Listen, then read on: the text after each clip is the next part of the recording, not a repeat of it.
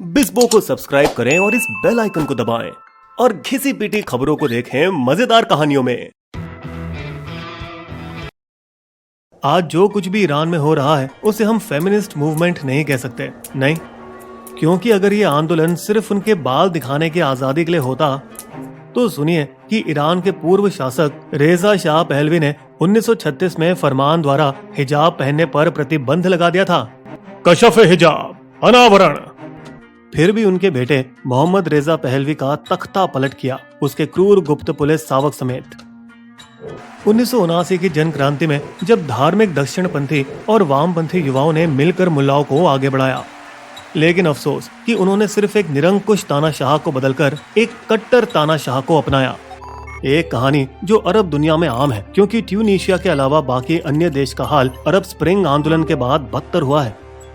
Iran में आयतुल्लाओं ने धीरे धीरे सभी महिलाओं के लिए हिजाब अनिवार्य कर दिया, जहां बाल के किस्में दिखाना भी हराम बुलाया जाने लगा, और लोहे हाथ जैसे जकड़कर 40 से ज्यादा साल 1979 से आज तक शासन किया। और इन पूरे समय में उन्होंने अपने नागरिकों पर युद्ध और प्रतिबंधों का बोझ डाला। इतने समय में सिर्फ 2 लोग ही ईरान के सुप्रीम लीडर बने रहे। 1989 में उनकी मौत तक खुमैनी और तब से उनका क्लोन अब 83 के अली खामनाई। वैसे जन क्रांति में काफी मुक्त लोकतांत्रिक चुनावों में कई राष्ट्रपति आए और गए, लेकिन वो सभी एक दायरे के अंदर ही काम कर सकते थे, उन नियमों के आधार पर जो सुप्रीम लीडर ने सही समझा या गार्डियन काउंसिल ने, जिसका सरदार है 95 साल के आयतुल्ला अहमद जन्नती, जिन्हें एक और 6 साल का कार्यकाल सौंपा गया, जो 2028 में खत्म होगा जब वो 101 साल के होंगे। ईरान में जोक ये चल रहा है कि मौत का फरिश्ता अज़राइल पिछले कई सालों से उनकी रूह पर कब्जा करने की नाकाम कोशिश कर रहा है। मैं कसम खाता हूँ, अगर इस साल नहीं ले पाया तो इस्तीफा दे दूंगा। अब ऐसा लग रहा है कि ईरानी खुद वो काम करने की फिराक में है जो फरिश्ता नहीं कर पाया, मुल्ला सरकार गिराकर। और चिंगारी जली जब तेहरान की नैतिकता पुलिस गश्त इरशाद 22 साल की महसा अमीनी को उस वक्त उठाया जब वो 13 सितंबर को एक पार्क में टहल रही थी। उनका जुर्म अपने बालों का कुछ हिस्सा ढका नहीं था। शर्मनाक औरत, तुम जैसों को सही तालीम देने की जरूरत है। अमीनी को जबरन डिटेंशन सेंटर लाया गया, जिसके 2 दिन बाद अस्पताल में उसकी मौत हो गई। सोशल मीडिया पर जल्द ही ये बात वायरल हुई कि अमीनी को पुलिस ने पीटा, जिससे उसे ब्रेन हैमरेज हुआ और उसकी जान गई। तेहरान पुलिस ने इस बात का इनकार किया। उसे दिल का दौरा पड़ा था, साइबर स्पेस झूठ से भरा है।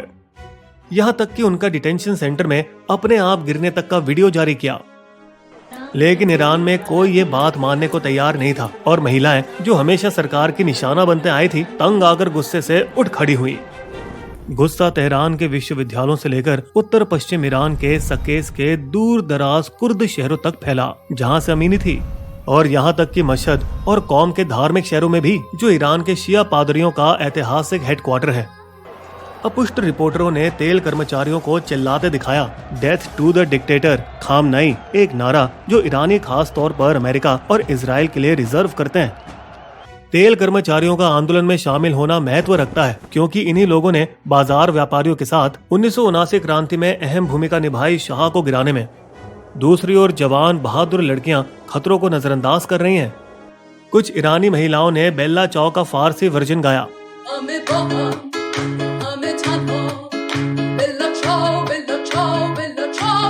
जो इतालवी में फांसीवादी विरोधी का गान हुआ करता था द्वितीय विश्व युद्ध के दौरान। अमीनी के समर्थन में एक ईरानी युवती डोनिया रेड ने सोशल मीडिया पर बिना हिजाब के एक रेस्टोरेंट में नाश्ता करते हुए अपनी तस्वीर पोस्ट की। उसे गिरफ्तार कर लिया गया और तेहरान की कुख्यात एविन जेल में ले जाया गया। हदीस नजफी की किस्मत और भी खराब थी। उनका अपने बालों से हिजाब निकालकर खुलेआम बांधने के बाद आंदोलन के बीच कदम रखने का वीडियो जब वायरल हुआ, तब उसे कथित तौर पर विशेष रूप से निशाना बनाया गया और उसे गोली मार दी गई। विरोध में कई ईरानी महिलाओं ने एकजुटता दिखाने के लिए अपने बाल काट लिए। तेहरान से 40 किलोमीटर पश्चिम कारज के एक स्कूल में लड़कियों ने सामूहिक रूप से अपना हिजाब हटाकर इंकलाब इंकलाब और शासन विरोधी नारे लगाकर प्रिंसिपल को ही स्कूल से बाहर निकाला। ये बर्ताव बेहद साहसी है, खास तौर पर जब हिजाब हटाने की सजा 74 कोड़े हैं या 500 से 50,000 ईरानी रियाल जुर्माना।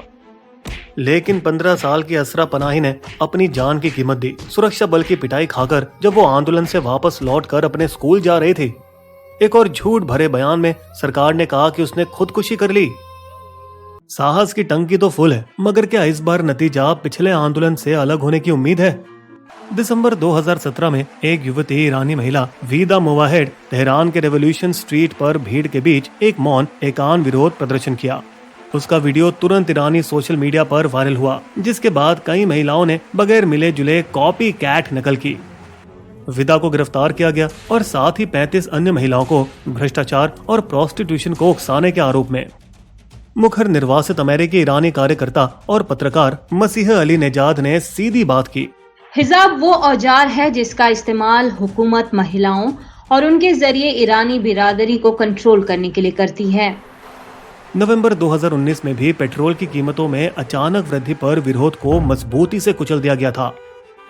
आशा की उड़ान भरी 1997-2005 के बीच जब मोहम्मद खातमी राष्ट्रपति बनकर सीमित सामाजिक और आर्थिक सुधार लाए, लेकिन उम्मीद फीकी पड़ गई जब उन्हें दरकिनार कर उनके चाल चलन पर पाबंदी लगाई गई और उन्हें मीडिया से दूर रखा गया।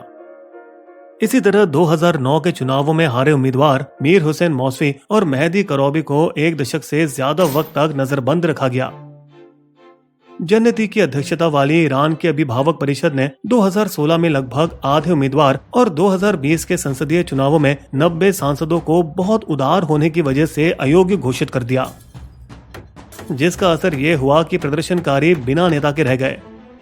वर्तमान राष्ट्रपति इब्राहिम रईसी से ज्यादा सहानुभूति की उम्मीद नहीं की जा सकती, जिन्होंने न्यायाधीश के रूप में 1979 क्रांति के शुरुआती दिनों में हजारों विरोधी राजनीतिक बंदियों को फांसी पर चढ़ाया। अब उन्होंने ईरान को इंटरनेट ग्रिड से काट दिया, जिससे प्रदर्शनकारियों को और मुश्किल होगी मेल जोल रखने और अपनी कहानियों को बाहरी दुनिया तक पहुंचाने में। अमेरिकी प्रतिबंधों की वजह से अर्थव्यवस्था कम होना और साथ में इन्फ्लेशन 30 से 40% उच्च रहना पहले से ही नापसंद मूल्यों के लिए बुरी खबर है।